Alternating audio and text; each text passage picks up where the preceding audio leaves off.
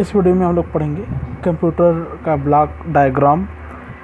ये कंप्यूटर का block diagram आपको दिखाई दे रहा है, ठीक है। या पार्ट और इनपुट आउटपुट डिवाइस के बारे में चर्चा करेंगे, इनपुट आउटपुट डिवाइस के बारे में चर्चा करेंगे, ठीक है। तो देखिए कंप्यूटर का ब्लॉक डायग्राम ऑफ कंप्यूटर, इसमें 3 पार्ट्स आपको देखने को मिलेंगे। केंद्रीय संसाधन इकाई, जिसको हम लोग CPU के नाम से जानते हैं, ठीक है। कंट्रोल यूनिट के नाम से जानते हैं हम लोग, ठीक है। 3 भागों में बटा होता है, स्टोर प्रभाग, ALU, कंट्रोल प्रभाग, 3 भागों में ये बटा होता है। केंद्रीय संसाधन इकाई CPU, सेंट्रल प्रोसेसिंग यूनिट बोलते हैं इसको हम लोग। दूसरा आता है इसमें निवेश इकाई, जिसको इनपुट डिवाइस कहते हैं, ठीक है। और आखिरी में आता है आउटपुट डिवाइस, ठीक है। डिजिटल कंप्यूटर के कार्य और सिद्धांत यहाँ पर दिया गया है।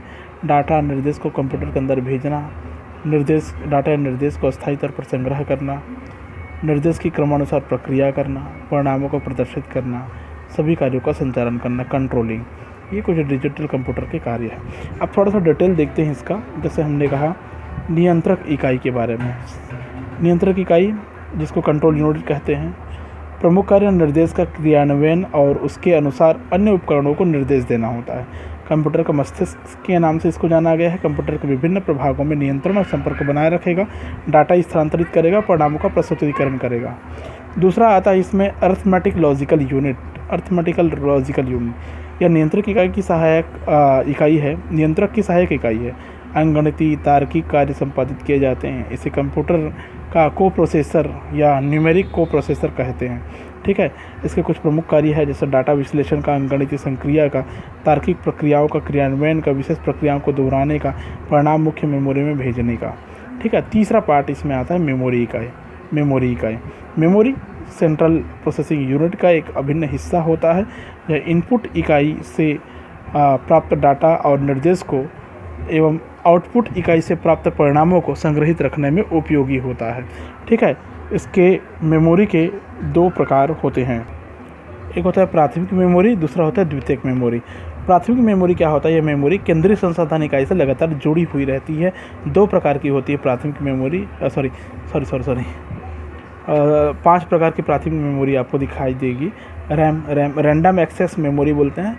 डाटा सूचना रैम में संग्रहित होती है। अस्थायी मेमोरी है, वोलेटाइल होती है। कंप्यूटर प्रयोग करते समय सबसे ज़्यादा उपयोग में लाया जाता है, लिखा और पढ़ा जा सकता है इसमें, है ना। रोम क्या होता है? स्थायी मेमोरी है या नॉन वोलेटाइल मेमोरी होता है। कंप्यूटर बंद होने के बाद वो डाटा यथावत रहती है, उसमें उपयोगकर्ता द्वारा कुछ नहीं लिखा जा सकता, इसे सिर्फ पढ़ा जा सकता है। इसमें महत्वपूर्ण प्रोग्राम संग्रह करके रखे जा सकते हैं, जिसका उपयोग कंप्यूटर परिचालन में होता है। ऐसी मेमोरी को स्थायी स्मृति कोष भी कहते हैं, रोम को। फिर आता है PROM, मतलब प्रोग्रामेबल रीड ओनली मेमोरी, मतलब उपयोगकर्ता द्वारा आवश्यकता पड़ने पर विशिष्ट प्रोग्राम लिखा जा सकता है, जिसकी आवश्यकता बार बार पड़ती है, किंतु इसे परिवर्तित नहीं किया जा सकता। EPROM, erasable programmable read only memory, उपयोगकर्ता उन निर्देशों को कई बार पढ़ और मिटा सकने की स्थिति आने पर इस मेमोरी द्वारा समस्या का निदान किया जाता है। ऐसी मेमोरी को अल्ट्रावायलेट किरणों से मिटाया जा सकता है। EEPROM, electrically erasable programmable memory, उपयोगकर्ता द्वारा लिखे गए निर्देशों को आवश्यकता पड़ने पर विद्युत तकनीकी द्वारा हटाया जा सकता है। ये हो गया प्राथमिक मेमोरी के पार्ट्स। उसके बाद में आता है द्वितीयक मेमोरी। द्वितीयक मेमोरी होता क्या है? मानव जाति का स्वाभाविक सोच यही होता है कि जो हमें रुचिकर लगे और ज्ञानवर्धक लगते हैं, उनका हम संग्रहण करने का प्रयास करते हैं, हम उसको संग्रहित कर लेते हैं। कंप्यूटर में कुछ ऐसे रिकॉर्ड या डेटा होता है जिसकी आवश्यकता पड़ती है, अतः ऐसे डेटा को हम सुरक्षित रखना पड़ता है। ऐसा तरीका और माध्यम जिसमें डाटा को ज़रूरत पड़ने पर प्राप्त कर सके, संग्रहण इकाई कहते हैं। संग्रहण इकाई के अंतर्गत क्या क्या आएगा? Floppy disk, hard disk, CD-ROM आता है। एक होता है फ्लॉपी डिस्क, डायग्राम आपको दिखाई दे रहा होगा। डिस्क की बनावट, कार्यप्रणाली, संरचना को आप समझ सकते हैं। फ्लॉपी का उपयोग डाटा ट्रांसफ़र करने के लिए किया जाता है। फ्लॉपी प्लास्टिक की लचीली वृत्ति चकती होती है, दिखाई दे रहा है आपको फ्लॉपी डिस्क, या आपने देखे होंगे आप लोग, ठीक है। फ्लॉपी में चुंबकीय गुणों वाले धातु का दोनों ओर लेपन होता है। फ्लॉपी बाहर से चौकोर प्लास्टिक से ढका होता है। फ्लॉपी में केंद्रीकृत वृत्तीय लाइनें होती है, जिन्हें ट्रैक कहते हैं। ट्रैक कई भागों में बटा होता है, जो सेक्टर कहलाता है। फ्लॉपी 8.25, 5.25, 3.25 सेंटीमीटर की होती है। इसकी कार्य क्षमता मेगाबाइट में मापी जाती है। 1.44 MB फ्लॉपी में 15 सेक्टर होते हैं, 1.22 MB फ्लॉपी में 18 सेक्टर होते हैं।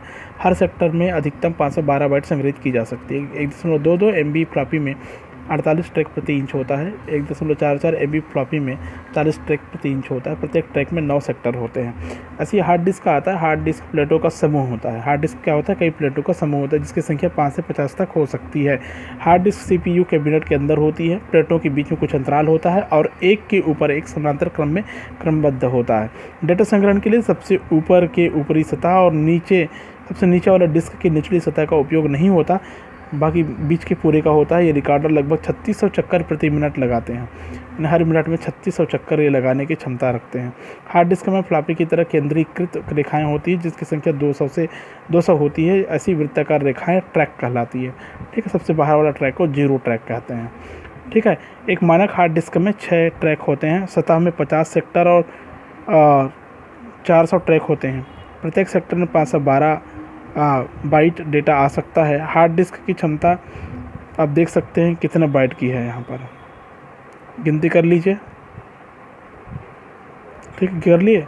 देखिए क्या बोला है कि 50 सेक्टर सतह में और 400 ट्रैक होते हैं। हर सेक्टर में 512 है ना, 512 बाइट डेटा आ सकता है। तो यहाँ पर हार्ड डिस्क की क्षमता कितनी हो रही है?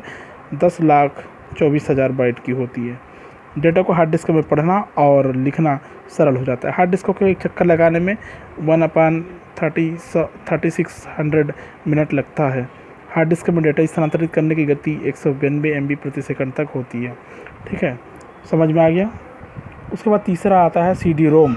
CD-ROM की संग्रहण क्षमता 650 MB से 750 MB, जो कि कई फ्लॉपी डिस्क के संग्रहण क्षमता के बराबर होती है।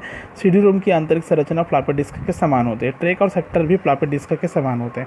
फ्लॉपी की तुलना में डेटा CD-ROM से अधिक समय तक सुरक्षित रहती है। CD-ROM की स्पीड काफ़ी होती है। ये CD-ROM की संरचना है। अब आता है डिवाइस के बारे में हम थोड़ा चर्चा करें।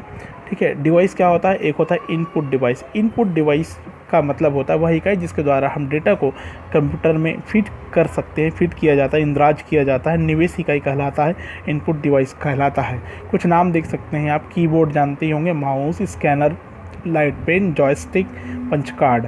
ठीक है, ये सभी क्या है? इनपुट डिवाइस है जिसके माध्यम से हम कंप्यूटर के मेमोरी में डेटा को इंद्राज करते हैं, फीड करते हैं।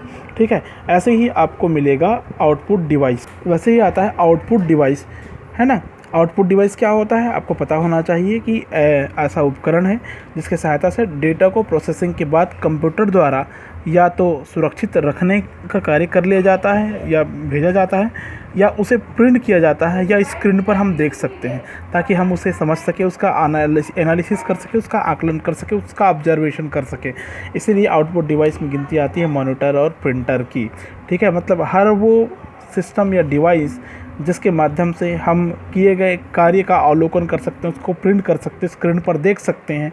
ठीक है, या उसे बाहर किसी चीज़ में भेजा जा सकता है, तो ये कहलाता है आउटपुट डिवाइस। मॉनिटर और प्रिंटर इसके जीता जागता एग्जाम्पल है। ठीक है, मॉनिटर जहाँ पर चित्र दिखता है, आपको वीडियो दिखता है, प्रिंटर जो प्रिंट करके निकालता है। ठीक है, तो ये हो गया इनपुट और आउटपुट डिवाइस।